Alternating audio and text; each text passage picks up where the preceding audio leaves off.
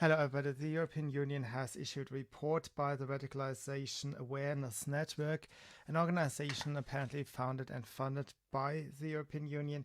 And the report is authored by Maik, Fielitz and Reem, Ahmed. It is about humor on the internet, ostensibly about far-right extremists' humor. And we shall see what that means. And in particular who they are targeting, because if it really were about neo-Nazis, I suppose the humor and so on would not be visible to anybody, and then you would wonder where the tax money goes if they were really tackling what they claim to tackle. I don't think they are actually after right-wing extremists, or what your average person would assume to be a right-wing extremist, which is neo-Nazis. And they are rather going after basically everybody else. And they start out obfuscating their actual goals by kind of broadly outlining who the far-right extremism is, or the discrepancy they have to bridge between what people know under the definition of far-right and what they want to present to the wider public as far-right today. So they write on page 4, which is the first page in the actual writing, but there are some cover pages. Thinking of far-right extremism, we might associate this with backward-looking, stiff and formal zealots who act on the fringes of the political spectrum. So here you have already some issue with normal skinheads don't look formal. And the next sentence actually talks about skinheads. So, yet the skinhead image has long been overcome, and in fact also the more recent phenomena like the identitarians have lost traction throughout Europe. First, skinheads and zealots don't come together, do they? And the generation identity is also not a far-right movement. They are not applauding the National Socialists. They don't stand for anything the National Socialists stood for. So this already is a clear obfuscation. They speak about neo-Nazis in formal suits or zealots, stiff. It really does not match at all. It is absolutely opaque who they actually try to talk about. If I think of right-wing extremists or of neo-Nazis, then I do not think of stiff, formal zealots. I don't think of zealots at all. I actually think of people who are losers, who drink, who might take drugs, have all kinds of problems. But I don't think of them as stiff, formal zealots. And to make the matter even worse, they have a terminology box. It says the terminology used in this paper follows the definition provided in their own Facebook entry of 2019 on far-right extremism. Far-right extremism is understood as an umbrella concept, which comprises both the radical and the extreme right. I think the last bullet point is very telling. It says some individuals, movements and groups may be in favor of overturning democracy completely, whilst others may support retaining democracy and championing a more heavy-handed state with harsh punishments for crimes. I think that is quite absurd, because most people they try to actually paint as a kind of neo-Nazi-like are people who are libertarian-leaning, are people who want little government interference. And libertarians, at least, I don't know, the conservative libertarians or the libertarian-leaning conservatives, our concept is leave the masses alone. Just leave the normal people alone. Don't nudge everybody all the time. Don't lecture us constantly.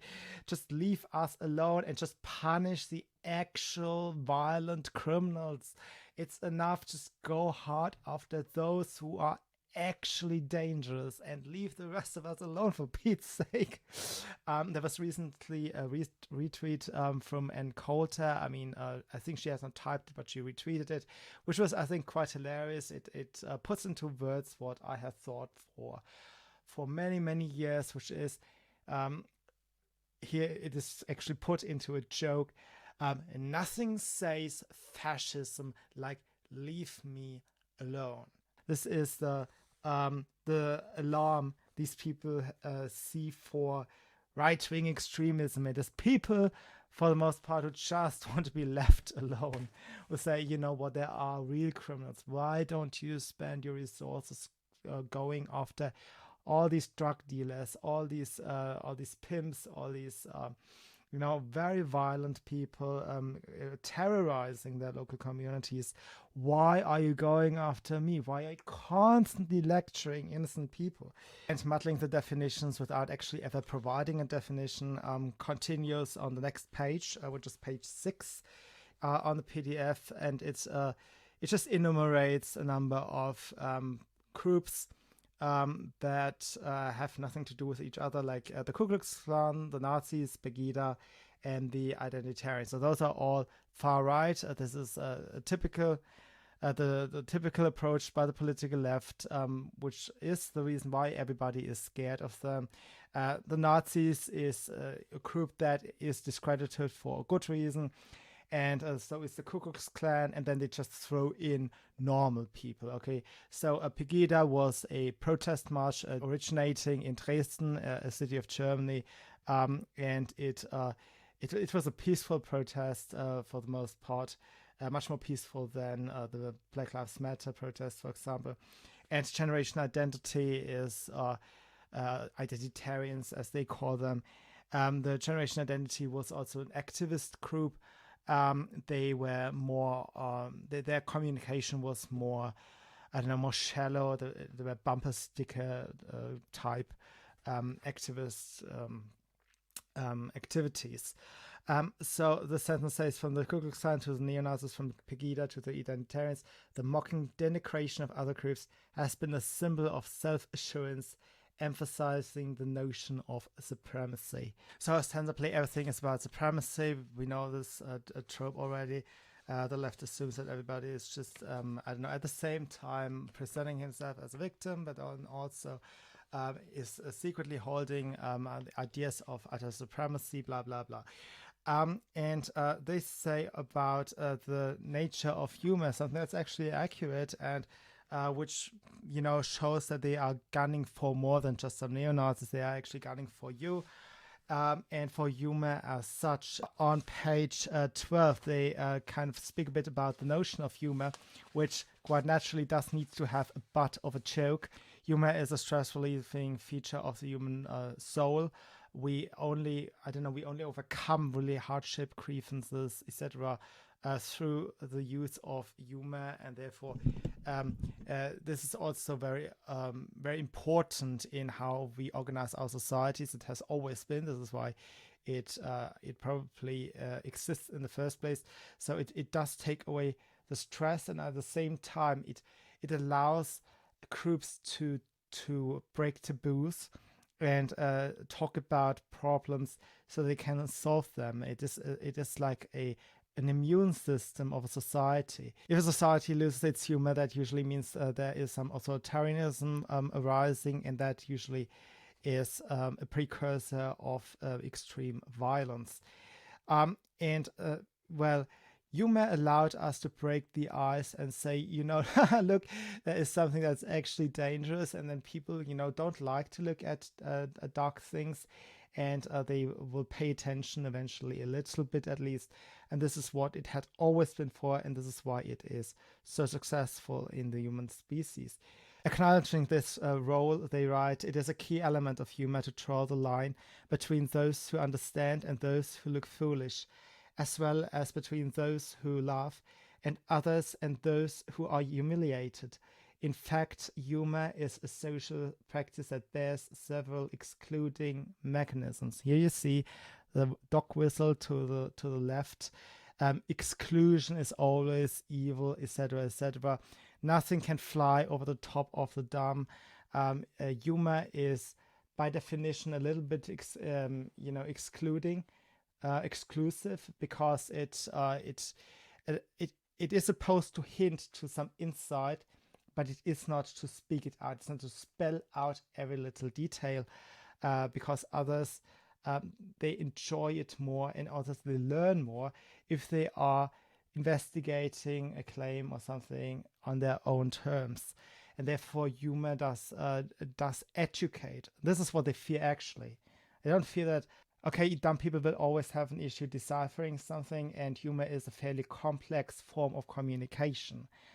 This is also why they have an issue deciphering it themselves, but I will come to that later. So it will always exclude the dumb, the least intelligent. They will always have issues deciphering the world around them, and humor is an additional hurdle. And so the downtrodden people that they pretend they want to protect are idiots.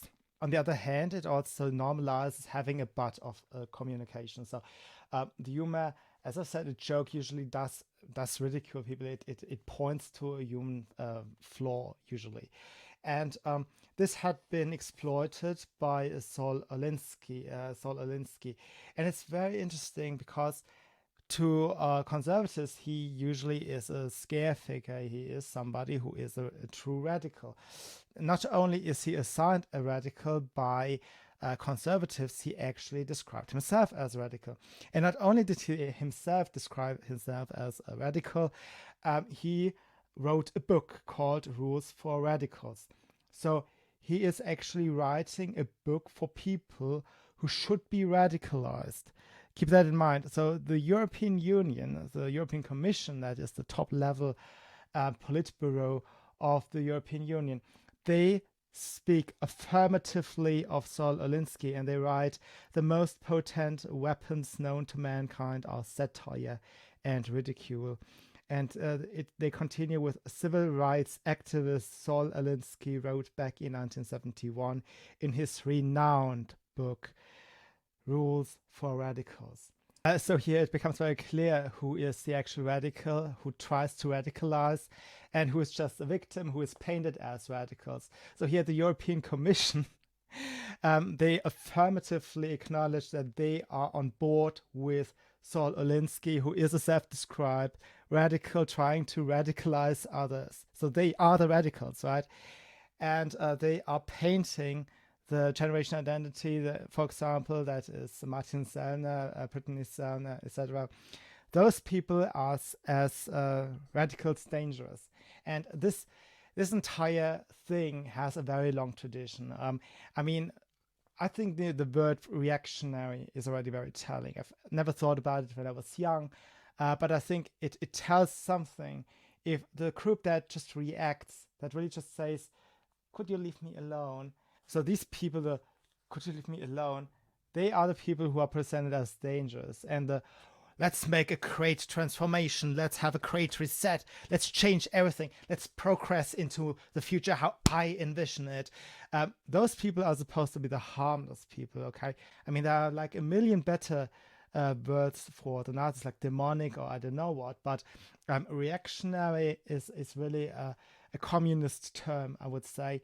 All the while, those once the great reset, the great transformation, are aligning themselves with Saul Alinsky, who is a radicalizer. The radical nature of the European Commission also shines through in the recommendations. So under subheadline, supporting resilient communities and building alliances, they write, build up effective partnerships with social media influencers and progressive communities. Now, if they are partnering with progressive communities, that means they are progressing, isn't it? I mean, they must progress towards something that is a kind of like a definitory logical step. So if they are teaming with progressive communities, that also means they are progressing towards something. And that means they are not in the live and let live mindset. They don't just leave you alone. They want to change your life. And if they want to get their hands on everything you want, everything you do, everything blah blah, even your thoughts, I mean your own attempt of making up your minds about something, they want to control everything in your life, then obviously they are the radicals and not the people they are after, because they are progressing towards something. They are not just leaving you alone. So changing victim and perpetrator, like in this case, is fairly normal, and the entire gaslighting, of course, comes along with it.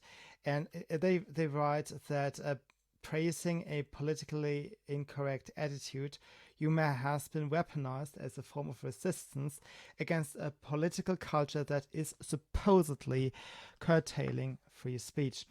Now, I hate this word supposedly because particularly here in Europe, we have the general habit that nothing conservatives say will ever be acknowledged, no matter how obvious it is. So while they say here supposedly there are censorship efforts and so on, there was actually a recent survey in Germany conducted by the Ansbach Institute, a quite famous pollster service, and they found that 44% of Germans say they cannot express their opinions freely.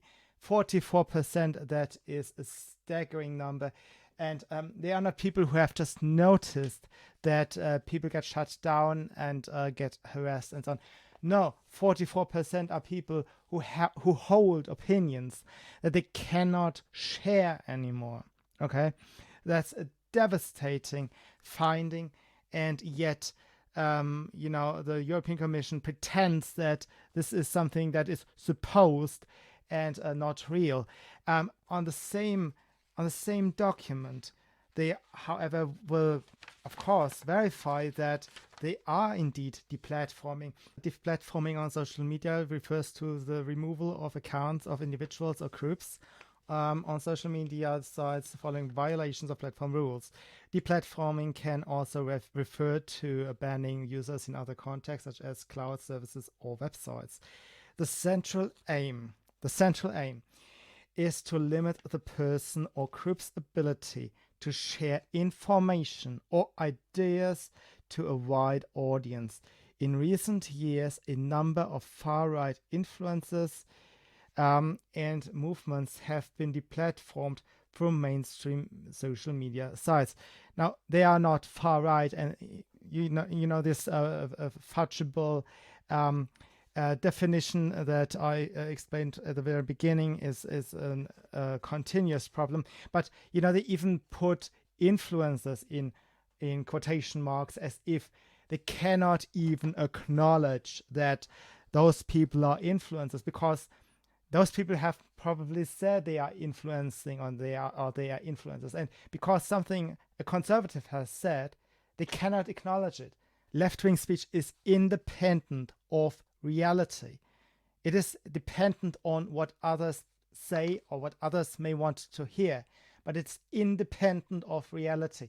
If a conservative says the sky is blue, the sky is red. If a conservative says water is wet, water is dry.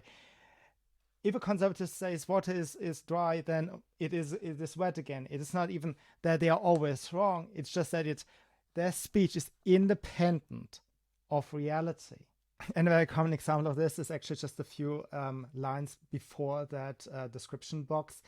It says, moreover, given that many of those within the far-right extremist spectrum claim that they are the victims of an elitist conspiracy that aims to weaken or erase Western culture and or white people, democratic intervention from the very people, what is a democratic intervention, who they see as enemies, is met with resistance.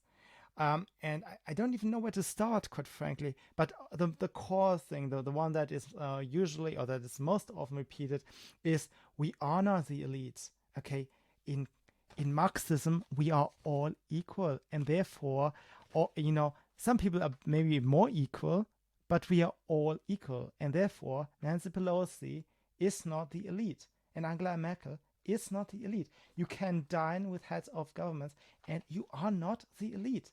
Here in Europe, that is common parlor by the political left. They constantly claim that no matter how high their positions are, no matter how big their influence is, they are never elite. They can always watch over their shoulders because they are supposedly for the little guy. They cannot be the big guy if they are for the little guy. In their mind, of course, an intelligent person who does not categorize people in rigid categories that they cannot escape, those those attributes are fluid. So you can be a poor person and then later in life you may be a rich person, or the other way around. But that is your condition, okay? In left-wing circles, and this has been pointed out frequently by the German author Cora Stephan, they have this Gattungs thinking. Gattung is the species. Like they think of people as if they were as if they were different kind of animals.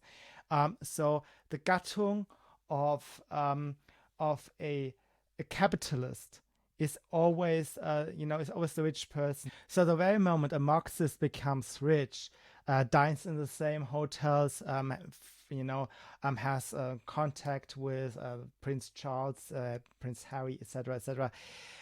He acknowledges that he becomes a capitalist. This is different from what you and I may think of capitalism versus communism. Like this is an ideology, a set of ideas that you can have, leave, adapt or not. No, you become, because you join the Gattung, you join that animal species, you become a capitalist, and then you just lie. You just lie to everybody. No, I'm still a commoner. I'm still your everyday person, and therefore the elites. What elites? Hey, what are you talking about? What elites? And if it were not for the adverse effect on the population, that they would maybe wake up too early, they would, of course, enjoy shutting people up. They write, on the other hand, shutting people down and deplatforming can also lead to reinforce the narrative that free speech is limited to mainstream elites and potentially rally more support to the far right. So they are basically acknowledging that this would be their perfect solution. If it were not for people having some democratic values still and would maybe wake up too early, this is actually what they want to do, and maybe in the long run they will. As of now, they have a tremendous issue with humor as such, not only because it is irreverent and it always comes with surprises. You can kind of hint into multiple directions at the same time with humor, and disguise maybe something, etc., etc.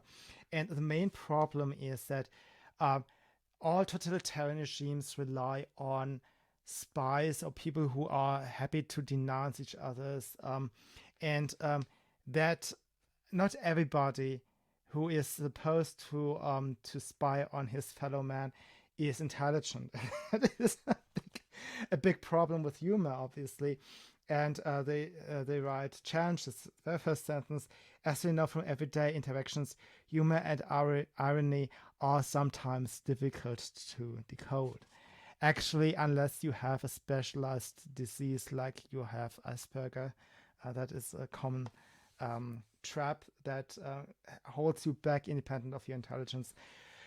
It is actually a very good fly-by IQ test. Okay, if somebody gets a joke, chances are that he is intelligent. But there are also cultural differences, and a person in Berlin, I've lived there for some years, will have a hard time to decipher a joke, a far harder time at least than somebody from Bavaria. So there are subcultural and cultural differences that you also have to take into account, and yet usually, by and large, what really stops you from being able to detect, oh, this is a joke, this is meant this way, this is meant that way, what really stops you is your lack of intelligence. And this is, of course, an issue when you try to roll it out to the wider public. You need people to control everything. You need, on the individual level, a case by case, I don't know, a chaperone basically for everybody or for every group, and that chaperone must be able to decipher communication and humor. Humor, arts, those forms of communication make it very difficult for idiots to decipher maybe subversive speech. But they would really want to shut down everything, and I think that shines through the repeating reference to potential violence coming out of humor. It is hinted to on all pages, I think. And I don't read an example. I just want to say that it is very often claimed that the left just tries to, prevent a Holocaust as early as possible, to catch the ball as fast as possible, so that nothing like the Third Reich would ever happen again. And everything they don't like is presented as the first stepping stone in a long march to the next Holocaust. Of course, it's garbage. I don't know any single genocide that started with jokes. I can't think of a single one. What usually is a precursor of genocides is a crackdown on humor. That is usually what comes first. It's the authoritarianism, it's power hunger, and it usually comes with humorlessness. So be very, very aware of this. It is no fun indeed. Thank you for listening, and I'll see you soon. Bye.